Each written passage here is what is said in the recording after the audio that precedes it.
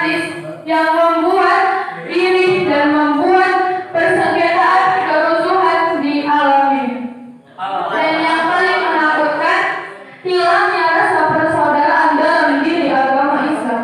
Na'udzubillahi min. Bahkan Rasulullah SAW pernah bersabda, bukan termasuk umatku yang hidup karena membela kesukuannya, dan bukan termasuk umatku yang hidup yang mati karena membela kesukuannya.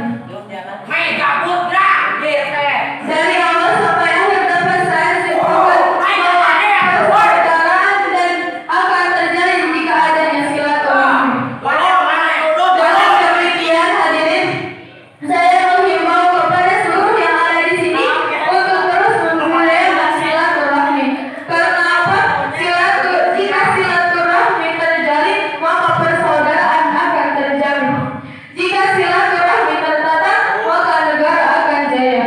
Jika silaturahmi berjalan, maka kehidupan akan aman.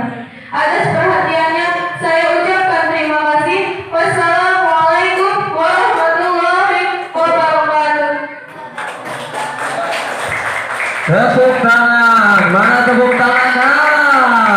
Semangatan atuh, semangatan atuh.